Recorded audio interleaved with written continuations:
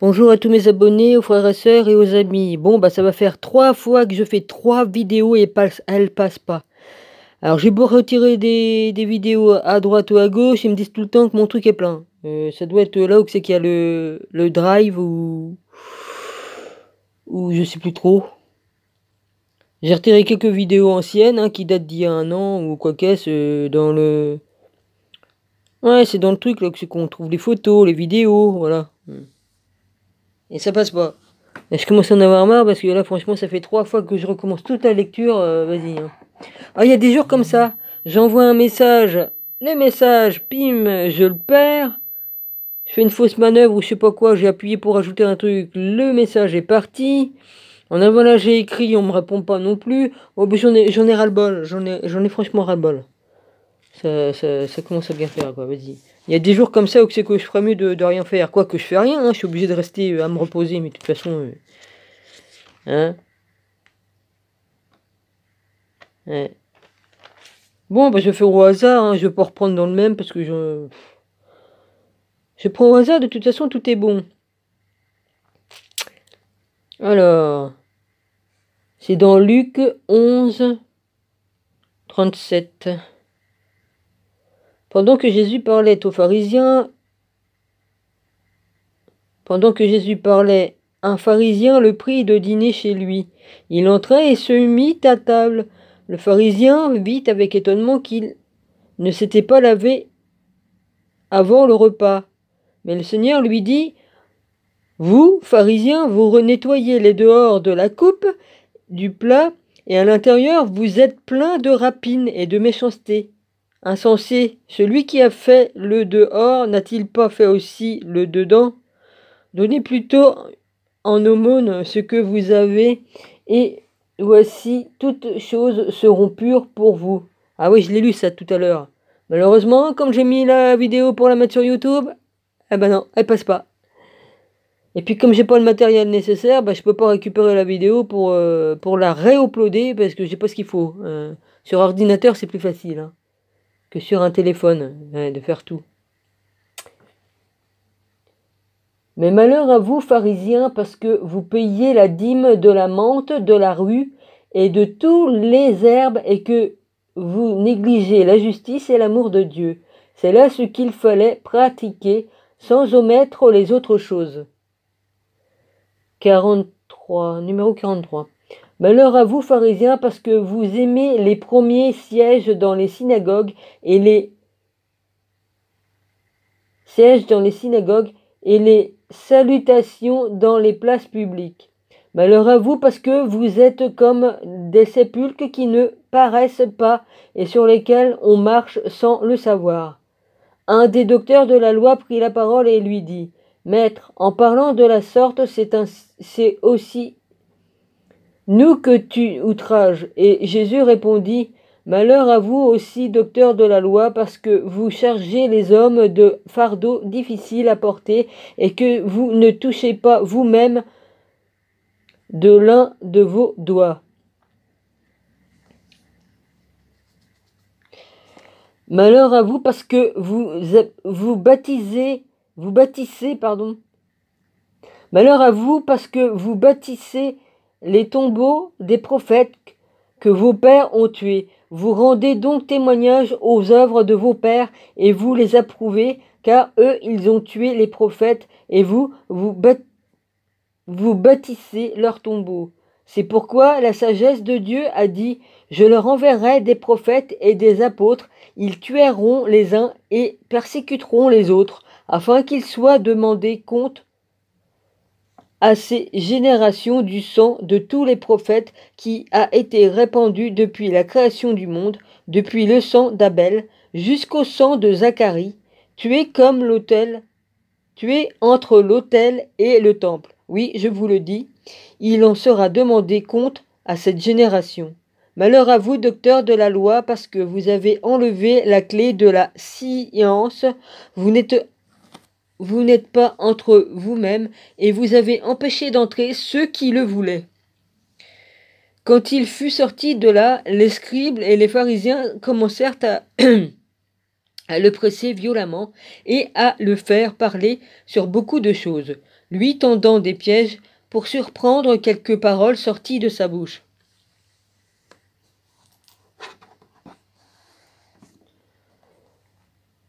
Instructions diverses de Jésus. Sur cet entrefait, les gens s'étant rassemblés par milliers au point de s'écraser les uns les autres, Jésus se mit à dire à ses disciples, avant tout, gardez du levain des pharisiens qui est l'hypocrisie. Il n'y a rien de caché qui ne doive être découvert, ni de secret qui ne doit être connu. C'est pourquoi tout ce que vous aurez dit dans les ténèbres sera entendu dans la lumière, et ce que vous aurez dit à l'oreille dans les chambres sera proclamé sur les toits. Je vous dis à vous qui êtes mes amis, ne craignez point pas ceux qui tuent le corps et qui après cela ne peuvent rien faire de plus. Je vous montrerai qui vous devez craindre. Craignez celui qui après avoir tué a le pouvoir de jeter dans la géhenne. Oui, je vous le dis, c'est lui que vous devez craindre. Ne vendons pas 5 passereaux. Ne vantons pas 5 passereaux pour 2 sous, cependant aucun d'eux n'est oublié devant Dieu. Et même vos cheveux sont tous comptés. Ne craignez donc point, vous valez plus que beaucoup de passereaux. Je vous le dis, quiconque se déclare publiquement pour moi, le Fils de l'homme, se déclarera aussi pour lui, devant les anges de Dieu. Mais celui qui me renie devant les hommes sera renié devant les anges de Dieu. Ben oui, toute personne qui ne reconnaît pas Jésus-Christ comme le Fils de Dieu, comme le Fils de l'homme, comme les sauveurs, bah, on a compris que, bah oui, hein, tu renies ton père et tu renies ton frère, enfin tu renies le fils et le père. Et tu ne peux pas ne pas adorer le fils sans adorer le père. Voilà, qui ni l'un ni l'autre et vice versa.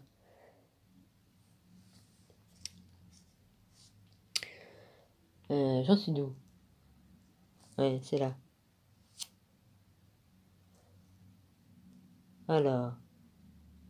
Mais celui qui me reniera devant les hommes sera renié devant les anges de Dieu. Et quiconque parlera contre le Fils de l'homme, il lui sera pardonné, mais à celui qui blasphème contre le Saint-Esprit, il ne sera point pardonné. Quand on vous mènera devant les synagogues, les magistrats et les autorités, ne vous inquiétez pas de la manière dont vous vous défendrez, ni de ce que vous direz, car le Saint-Esprit vous enseignera à l'heure même ce qu'il faudra dire.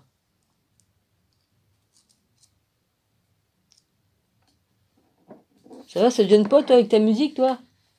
Avant, on l'avait que le week-end, maintenant, hein, musique, en plus, ce serait de la bonne musique encore, je veux bien, mais bon.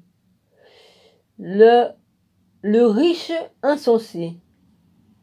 Quelqu'un dit à Jésus du milieu de la foule, Maître, dis à mon frère de partager avec moi notre héritage. Jésus lui répondit, Ô homme qui m'a établi pour être votre juge ou pour faire vos partages. Puis il leur dit, Gardez-vous avec soin de toute avarice, car la vie d'un homme ne dépend pas de ses biens, et serait-il dans l'abondance? Et il leur dit cette parole.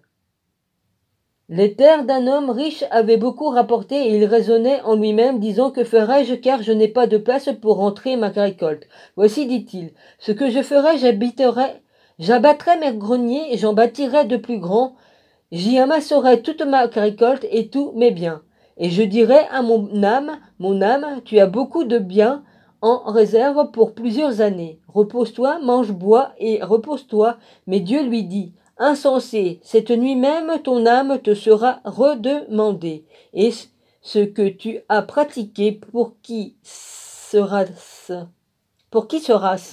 Il y en est aussi de celui qui amasse des trésors pour lui-même et qui n'est pas riche pour Dieu. Bah oui, les seules personnes qui sont riches, c'est ceux qui retiennent la parole de Dieu et qui l'ont en eux et qui ont reçu le Saint-Esprit. C'est ça la richesse. Sinon, l'or, les diamants, tout ça, bah non, c'est rien du tout, ça. Ça vaut rien à côté. Ouais. Ce n'est que de la vanité, tout ça, la richesse, les pierres précieuses, le diamant et tout ça. Et vas-y. Bon. Et c'est eux qui ont décidé, ah, les trucs rares coûtent très cher. Ah bah oui, mais ça appartient à la terre, ça appartient à Dieu. Tout appartient à Dieu. Et vous avez tout volé. Ouais, enfin, bref.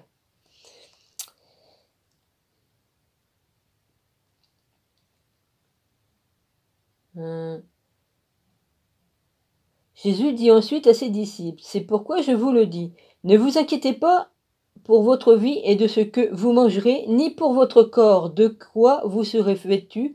La vie est plus que la nourriture et le corps plus que le vêtement. Considérez les corbeaux, ils ne sèment ni ne moissonnent, et ils n'ont ni cellier ni grenier, et Dieu les nourrit. Combien ne valez-vous pas plus que les oiseaux qui de vous, par ses inquiétudes, peuvent ajouter une coudée à la durée de sa vie? Si donc vous ne pouvez pas même la moindre chose, pourquoi vous inquiétez-vous du reste? Considérez comme croissant les lys, ils ne travaillent ni ne filent, cependant je vous dis que Salomon, même dans toute sa gloire, n'a pas été vêtu comme l'un d'eux. Si Dieu revêt ainsi l'herbe, qui est aujourd'hui dans les champs et qui demain sera jetée au four, ô combien plus forte raison vous vêtira-t-il, gens de peu de foi. Et vous ne cherchez pas ce que vous mangerez et ce que vous boirez, et ne soyez pas inquiets, car toutes ces choses, ce sont les païens du monde qui les recherchent. Votre Père sait que vous en avez besoin. Cherchez plutôt le royaume de Dieu, et toutes ces choses vous seront données par-dessus. Ne crains point, petit troupeau, car votre Père a trouvé bon de vous donner le royaume. Vendez ce que vous possédez et donnez-les en aumône. Faites-vous des bourses qui ne s'usent point, un trésor inépuisable dans les cieux, où le voleur n'approche point et où la teigne ne détruit point. Car là où est votre trésor, là aussi sera votre cœur. Parabole et avertissement sur la venue du Christ. Que vos reins soient sains et vos lampes allumées, et vous soyez semblables à des hommes qui attendent que leur maître revienne des noces, afin de lui ouvrir dès qu'il arrivera et frappera. Heureux ces serviteurs que le maître à son arrivée trouvera vaillants. Je vous le dis en vérité, il se scindra, les fera mettre à table et s'approchera pour les servir, qu'ils arrivent à la 2e ou à la 3e veille. Heureux ces serviteurs s'ils les trouvent veillants. Sachez le bien, si les maîtres de la maison savaient à quelle heure le voleur doit venir, ils veilleraient et ne laisseraient pas percer sa maison. Vous aussi, tenez-vous prêts, car le Fils de l'homme viendra à l'heure où vous n'y penserez pas. Pierre lui dit, Seigneur, est-ce à nous ou à tous ceux que tu adresses cette parabole? Et le Seigneur dit, quel est donc l'économe fidèle et prudent que le maître établit sur ses gens?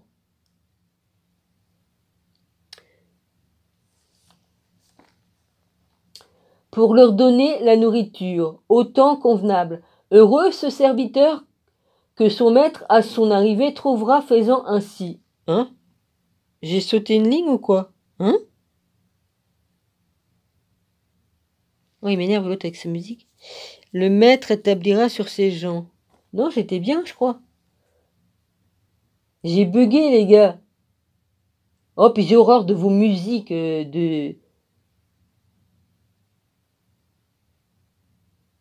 C'est pas naturel, vos musiques. C'est pas naturel, ça va pas en rythme avec le cœur, ni avec toute la planète. Il y a un rythme sacré qu'on doit suivre. Et ces musiques-là, ils vont à l'envers de ce que ça est, de la manière que a été créée la musique. Vous êtes chiant. Puis on entend que ça, les trucs là, vas-y. évidemment. L'adversaire, lui, il a fait des musiques exprès pour nous rendre malades, pas pour nous rendre joyeux. Hein.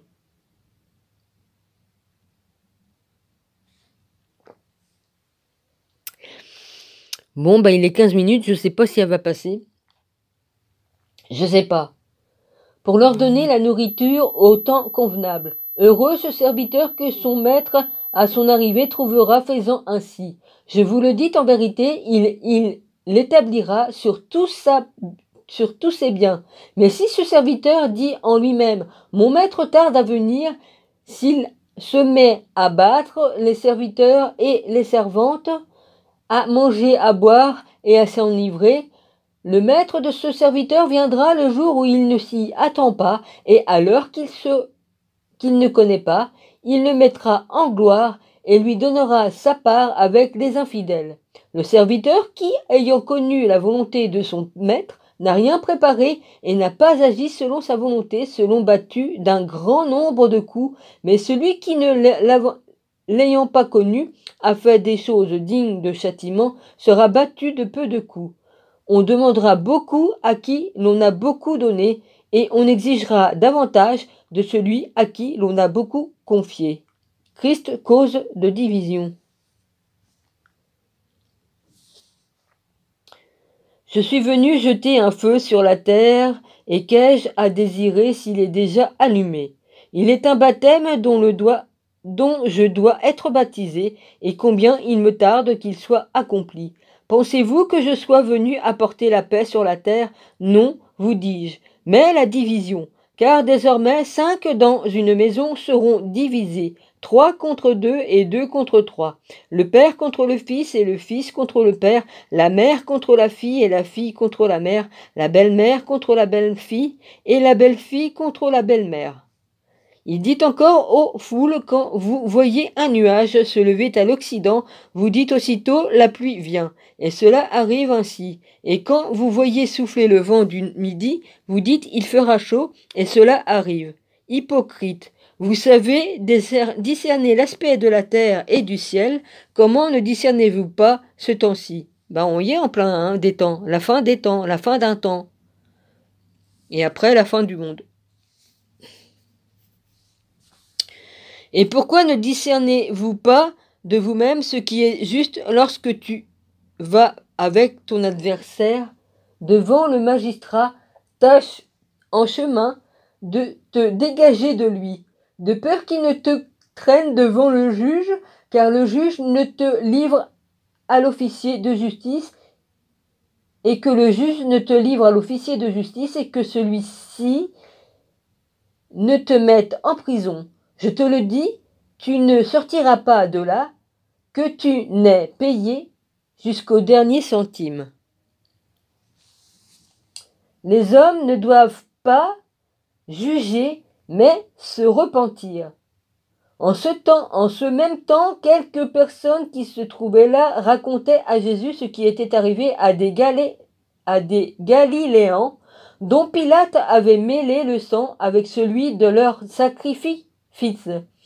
Il leur répondit, croyez-vous que des Galiléens aient été de plus grands pécheurs que tous les autres Galiléens, parce qu'ils ont souffert de la sorte? Non, je vous le dis, mais si vous ne vous repentez, vous périrez tous également. Ou bien, ces 18 personnes sur qui est tombée la tour de Siloé et qu'elle a tué, croyez-vous qu'elle ait été plus coupable que tous les autres habitants de Jérusalem? Non, je vous le dis. Mais si vous ne vous repentez, vous périrez tous également. Bah oui, il faut se rependre. Il faut se repentir de tout ce qu'on a pu faire ou dire. Sinon, ça vaut rien. Si tu as fait du mal, tu dois te repentir, demander pardon. C'est normal. C'est tout à fait normal. Un père, si son enfant fait une bêtise, il va le gronder, et l'enfant, il va demander pardon. C'est le même système, c'est pareil. Parabole du figuier. Je le lirai demain, parce que là, on est à 19, et je sais pas si elle va passer encore celle-là. Voilà. Je m'en excuse. Je m'en excuse tout à fait, parce que, voilà. J'ai des problèmes avec mon téléphone et j'y peux rien, c'est comme ça. Soyez tous bénis, je vous embrasse tous. Mon Rabbi, je te bénis. Mon Emmanuel, je te bénis aussi. Et puis tous les autres, hein, Philippe, Holner. Et puis voilà. Merci. Merci à la trilogie. Tu comprendras, tu vas te reconnaître. Allez, gros bisous.